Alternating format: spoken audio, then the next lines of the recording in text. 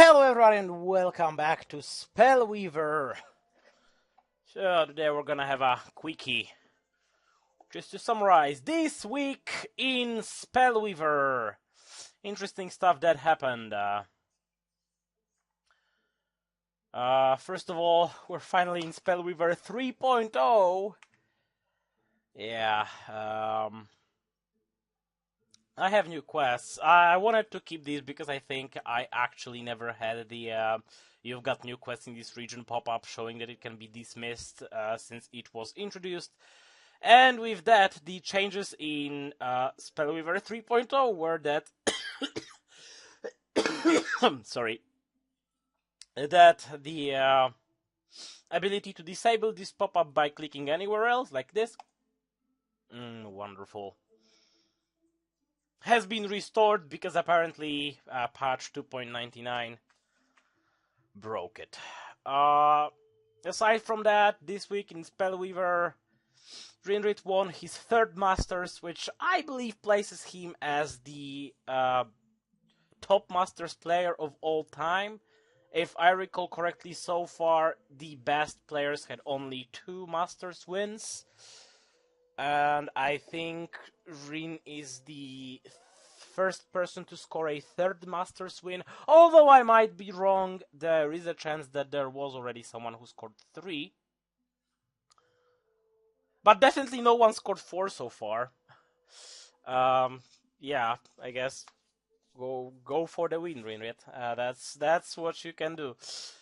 So if Rini will score a win in the March Masters, and it's break and roll. Yeah, we had the update 2.99 that balanced the cards that were tested by the balance team, largely. Also fixed some bugs, fixed the trial bug that I personally was not affected by, but quite a lot of people were.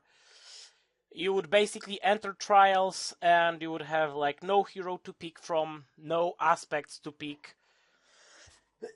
I'm sorry, and basically you will be losing crap. And you will be losing your ticket like permanently. Yeah, probably you can hear this in the background, I don't care. Yeah, hotfix 3.0, it basically just fixed the broken functionality of dismissing the black screen quest thingy. To talk about the update 2.99 and its changes, well, we had 3 cards changed. First of all, the Dark Portal. Well, that's an unorthodox of going through them, but Dark Portal, which has been changed to Legendary. After all the testing, the dev team, with Ivko leading them, decided that it's actually not that much of a buff for Dark Portal to allow it to be removed by another Dark Portal, because this was like the largest concern about making Dark Portal legendary. And that even though we'll have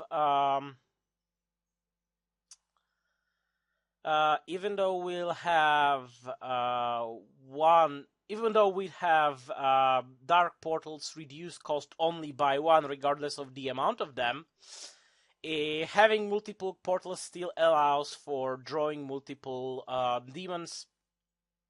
And they figured out that this is actually still a little bit too strong. Maybe it needs to be nerfed rather than just allowing potentially discarding a dangerous portal, which, as Ivko said himself, he doesn't really find that it's that much of a deal to be able to remove the portal that has too much energy. Yeah, in Ivko's word, this is an overall good change that is innocent enough to not cause any trouble.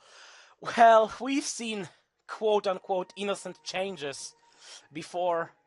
You know, innocent changes, fun little card, etc., etc., that ended up totally game-breaking. But whatever. I'm okay with that change. Frankly, I'm okay with that change. I personally think I was a little bit more inclined in the legendary version rather than the just reduce the cost by one. I think the text is a little bit less clunky now. The version with the text that explicitly said that no matter how many portals you have, you will always reduce the cost only by one was a little bit too clunky. So that works nice. And yeah, you have this added benefit that you can reset your portal, which, you know, is not a huge deal because you still could have done so with Herald. Some people say that, yeah, but now you can save deck space by not including Heralds. Other people say that it's not worth it because Herald is still a body and you can use him for, you know, whatever other body uses bodies have. Etc, etc. I think that might lead to a little bit of a shift in the Dark Portal builds, maybe cutting down on the I just used his name. Crap, I just said this card's name and now I forgot it. Herald of Despair, there it is. That you can potentially try and cut the number of heralds to 3 or 2 maybe even. But that's still the value of the herald as a body is still huge enough that it's not a big deal. Oh, H1Z1 is becoming free to play. Wow, why are we having good news while I'm recording for the second time in a row now? Damn it! Crap, something stuck in my throat. And I promise it wasn't before I started recording. Anyway, Harbinger of Sorrows is the next card that got changed. First of all, Harbinger is no longer a demon, which actually makes it quite a huge deal because it no longer can interact with a portal. Everything else is the same about the card. I think, yeah, everything is same. So it was way too powerful in demons, and that's basically how they felt, how the dev team felt about it, and they think that you can simply avoid all the problems just by not making it a demon. Right now, it's still a powerful card, but a little less powerful. I would still run those in the portal decks, although now it will be just a little bit harder to get a drop of those. Other than that, it's still a pretty versatile card for any black decks that potentially use like Advanced Nepharos, which makes you lose to life. There are other cards that make you lose life, definitely. Yeah, you can use it with conjunction with Abhorrent Ghoul, which makes you lose life when you play it. If you do lose to life, so you can also help yourself with the Underworld Scourges. Frankly, I think it still is kinda valid in the Dark Portal decks. Even though it's not a demon anymore, it can still help you if you're running a high energy portal and you drop it, so suddenly you got a nice boost to health. It won't get discounted and you cannot tutor it with the Dark Portal, but it's still pretty decent. Of course, great with Nepharos, where you can actually, if we lose that,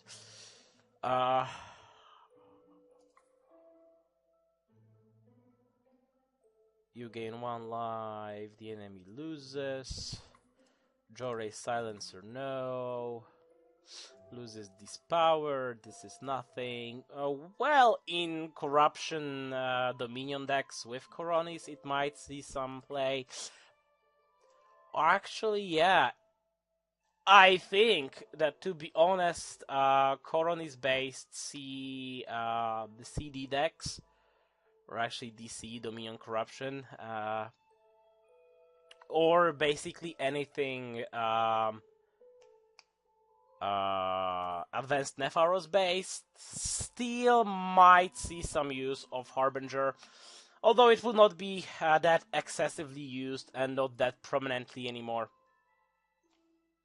You have to keep in mind that you cannot use him retroactively. He summons Enchained Souls equal to the half of the amount of life you lost this turn. So everything you lost in your previous turn, aka in your opponent's turn when your opponent was attacking you, you will have no benefit of that. So you will only benefit on kind of a self-inflicted damage. So either through the aforementioned Advanced Nepharos, Scourge of the Underworld, the Ghoul, Abhorrent Ghoul, or Coronis and Soul Flames from Dominion. Yeah, as you've seen from my quick search, there is nothing else that really damages you directly. So that really reduces the potential use of Harbinger. I think right now he'll be most prominent if you could drop a couple of those at once. Although it's still not generating you like the OTH potential, unless you opt for Enoch rather than Advanced Nepharos, potentially. Well, but Soul Flames are expensive, aren't they? How much? Well, okay, Soul Flames are only 2, so that's not that critical.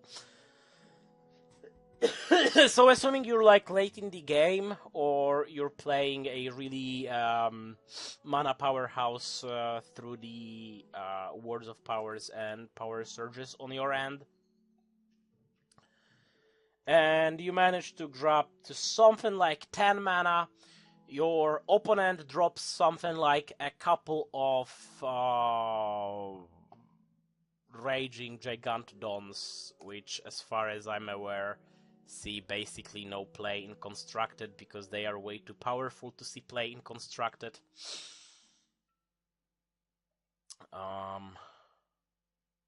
Where are the Gigantodons? Crap, it's only 4. Well, whatever, let's say it's 4. So your opponent drops a couple of high hunting Gigantodons, ends the turn. Your turn starts, you happen to have a couple of Soul Flames, so you dump both of those Soul Flames on the Gigantodon. Then you drop 2 Harbingers, you get 4 souls. Then you'd use Enoch's ability that costs another 2 mana. That's 12 mana so far used. So that's really power hungry. 12 mana used so far.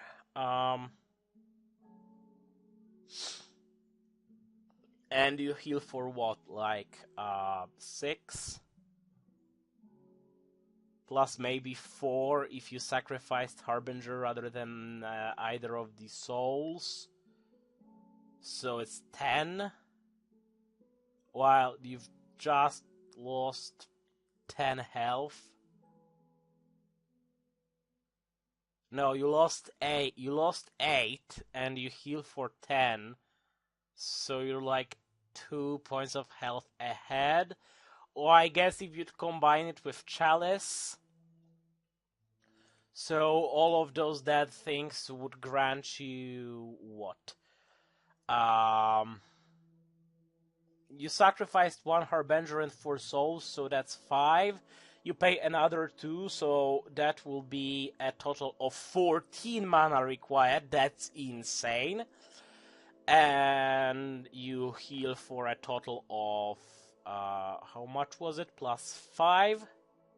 So it was 10 plus 5, 15. So even if you are at full health and lost nothing this turn, which is impossible because you have to lose something to get the Harbingers, and used the improbably expensive combo of dropping a couple of Harbingers, using Enoch's ability, using a couple of Soul Flames to lose health, and then activate Chalice that we assume you had before, so you don't really have to pay for it. You're still not enough to overheal yourself to the winning. You know what? All in all, I think that Harbinger is now ruined and is totally useless.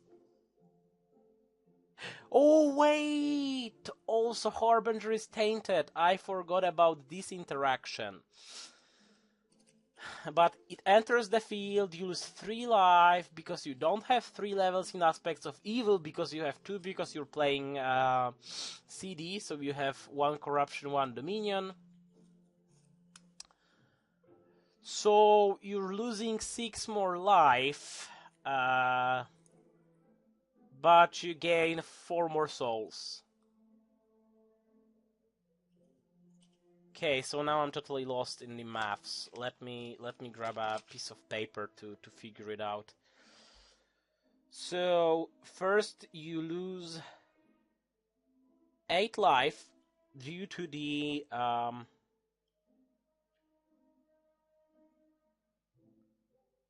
crap. That might be a little bit better than I anticipated. But still freaking expensive. So first you lose 2 life from Soul Flames by killing your opponent's way too overpowered creatures, which is again pretty difficult because not only you have to count on having 4 specific cards in your hand in potentially late game that might be difficult to achieve. Second of all, you're depending on your opponent to drop something that has insane amount of health, which is difficult. But we ignore this fact. So you lose 8 life from Soul Flames, then you drop Harbinger, you lose 3 life, so you're at 12 life, 11 life lost total. You're at 11 life lost total, you summon X, where X is half rounded up, so you get 6 souls. You spawn another Harbinger, you lose another 3 life, that's total of 14 life lost this turn. You summon half rounded up, that's 7, so you end up with a total of 6 plus 7 is 13 souls. So you have like 13 souls plus 2 Harbingers.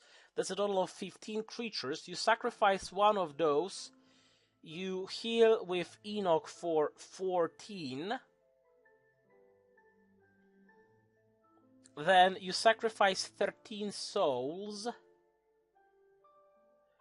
Yeah, actually this Tainted that I overlooked changes quite a lot, it seems.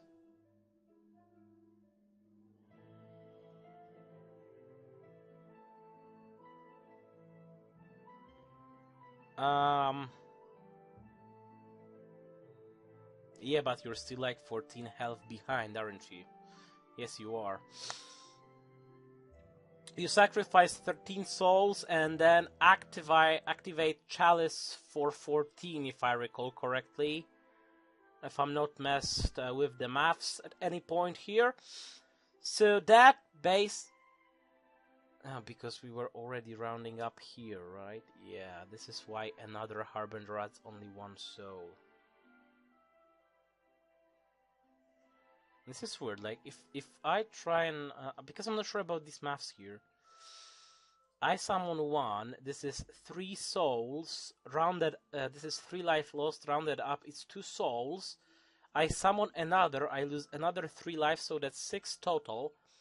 Half, rounded up, yeah, it only adds 1 more soul.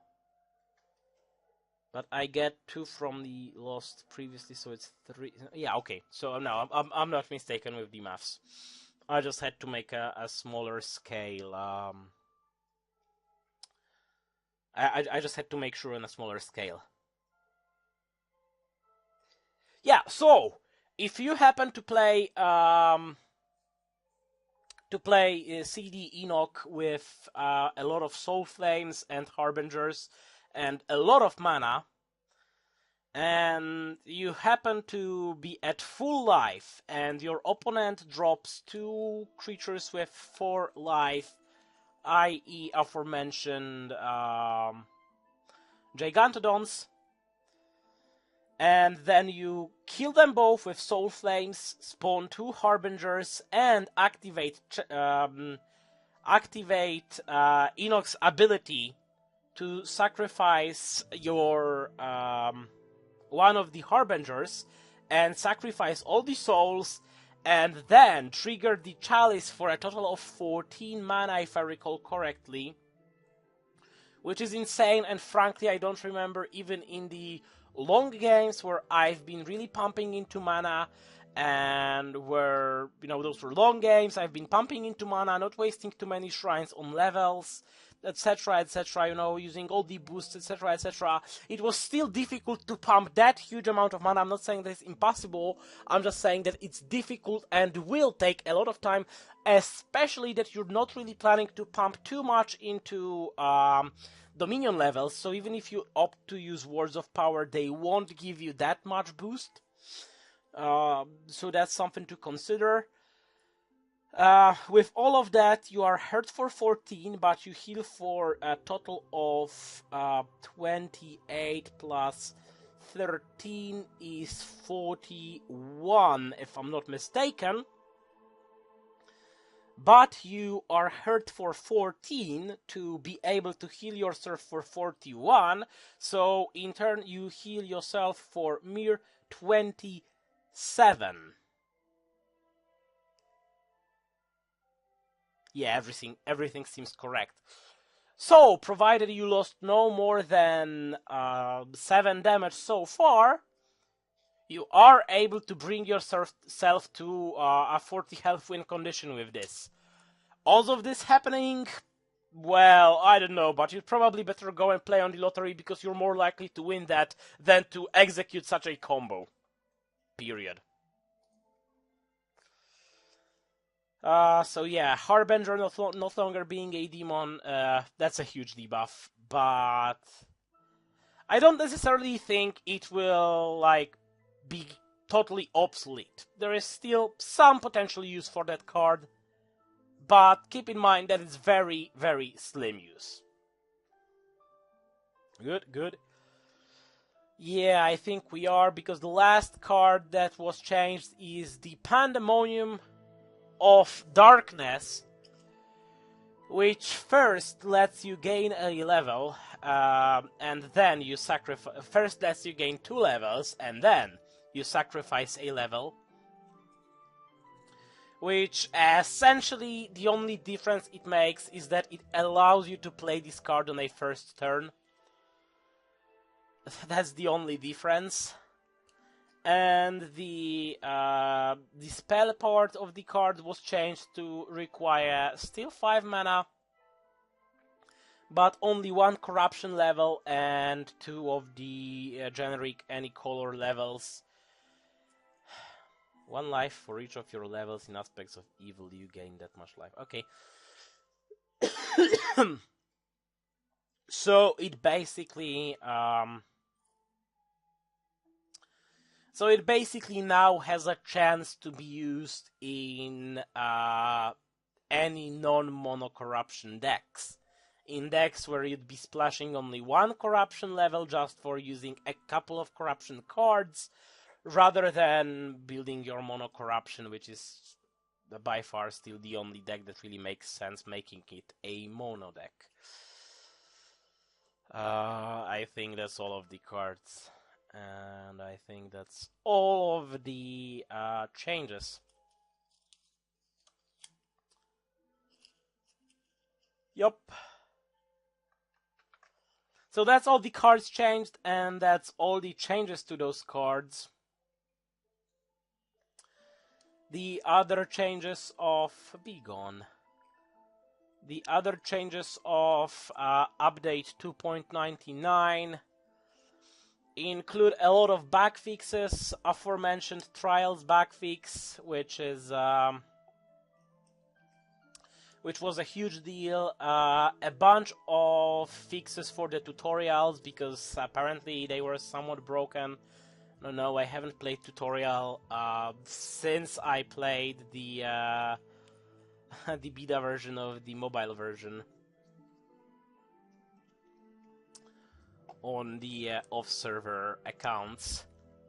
Aside from that, some of the escape key interactions were fixed because they used to be broken. Some visual bugs have been fixed.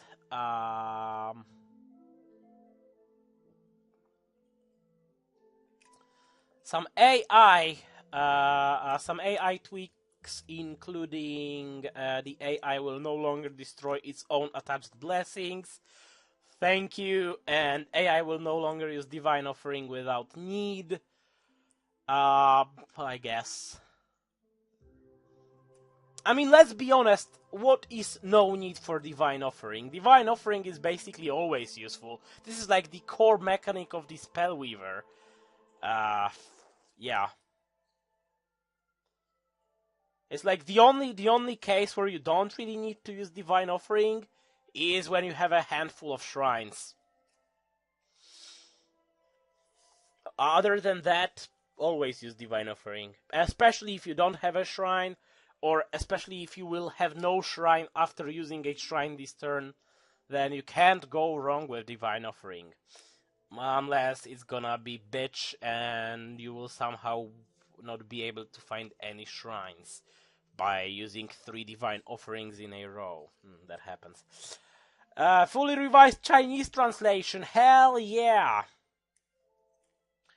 And some Dutch translation fixes. So basically that's all. Fixes, and once again fixes. And some balance changes. For friendly or ranked games with Dominion... Ooh, 200 crystals. Might go for it. 2 uncommon cards. I don't believe I have a need for any uncommon cards. Especially that I already have full set of Deep Sea Horrors. 2 of which being foiled. I'll just take a quick look around the uncommons that I have.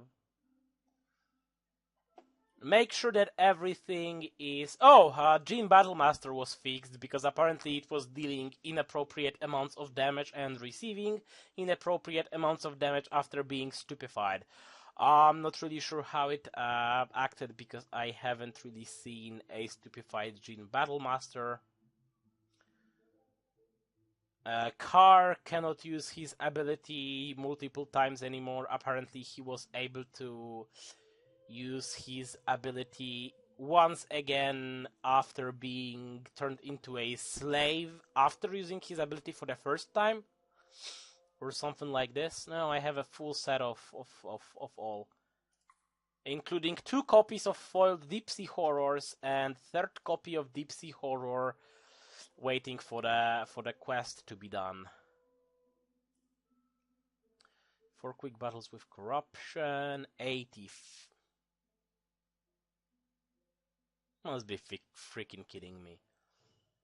3 quick battles with corruption, 1 small pack. That's like 5 grand gold. I'm definitely doing it. Well, I definitely shouldn't play anything right now because I wanted to make it quick and just focus on the news. But I will play 1 quickie. Against the easy AI because why not, I guess.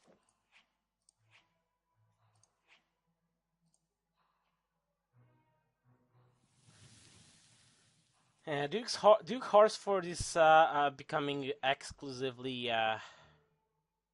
That's not what I meant to do, but whatever. Becomes exclusively a discard card for me, or more precisely, DO card for me. It's the only thing I use him for.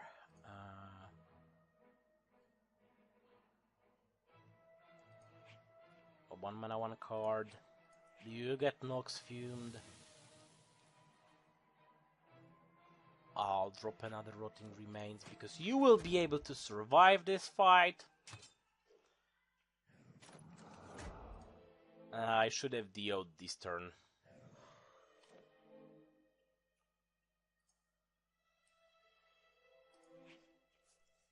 But I actually got lucky. I'll DO one of those guys. And I will Flesh Sculptor, Horned Ghoul, lose 3 life. You pull back, you 2 attack.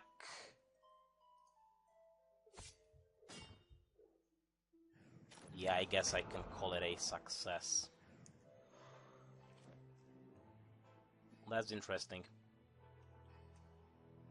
That is awfully interesting, and I will benefit from that. By playing the Necromantic Cult,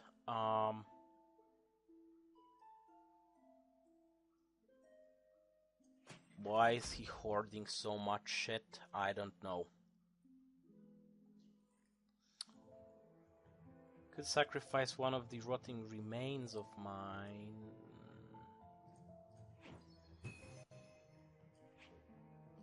You'll see why I did that. 1, 2, 3, 4 dead creatures. So, go figure. Yeah, I've just gotten 3 free, oh, seriously?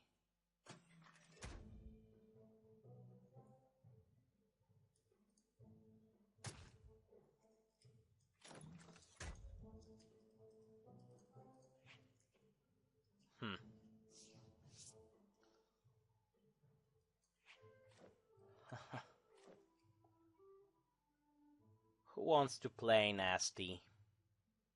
I know I do.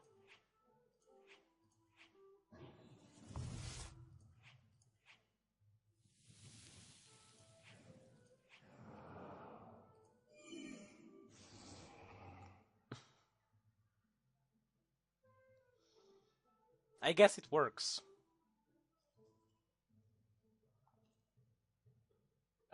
It's -1/-1. Should I really care about it? The answer is no, I shouldn't.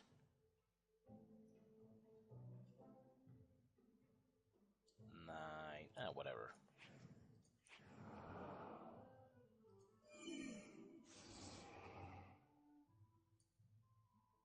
Oh no, it cannot attack. That's horrible. Oh, it cannot attack either. I failed. Yes, I did. Wait, do I look like I care?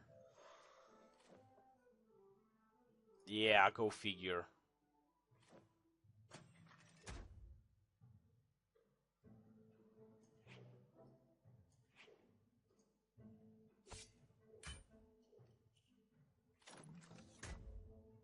Oh, come on.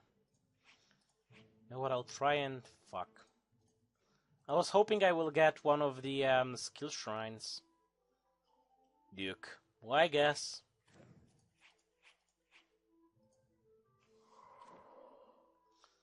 It's not really like I have anything else to grab. And I will just get rid of his cards and empower my Necromantic Cult even further! Oh yeah. That's beautiful.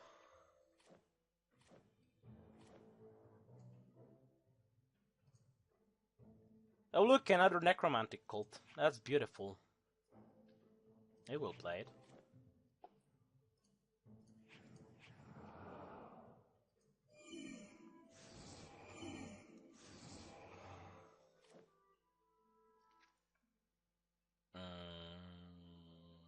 I guess. Seems fine to me.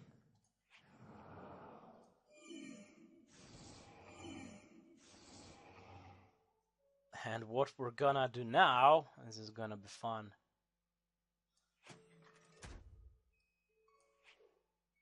Is it enough to kill? Yes, it is. So let's say I will only attack with this one.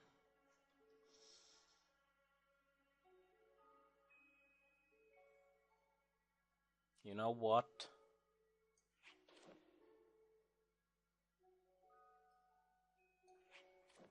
Yeah, there's probably no need to lose more cards than necessary. I will lose more cards in the future, not you.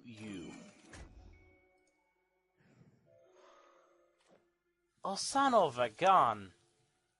Oh, look, it's another necromantic cult.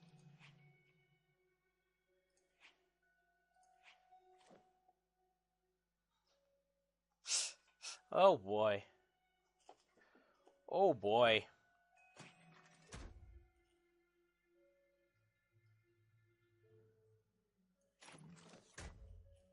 Is it just me, or is it getting powerful in here?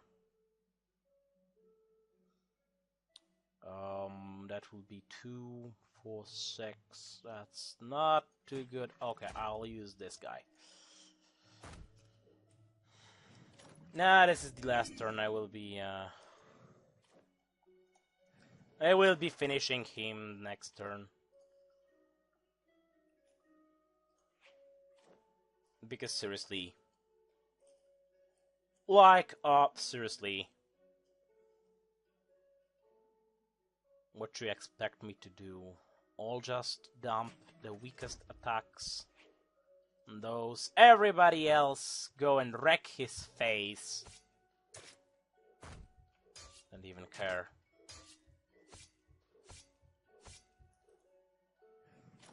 Minus 24, that's bloody brilliant.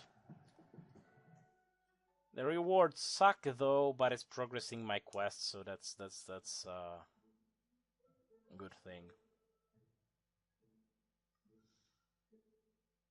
Anyway, that'll be it for today. I hope you enjoyed.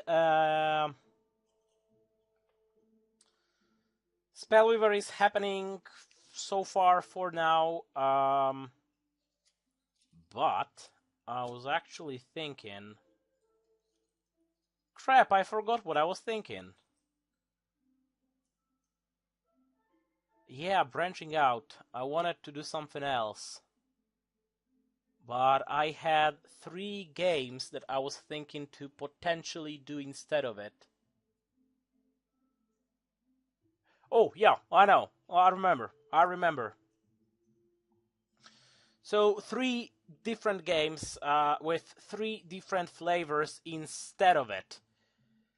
It's up to you to choose if you like. The potential choices are Titan Quest, Terraria, or Dungeons of Dreadmore. I guess you can just find them on Steam if you don't know what they are, and figure out whether you'd like any of those or not. If you won't figure anything out, I'll figure something out myself, and it will happen soon. I don't know if instead of Spellweaver or in parallel. Anyway.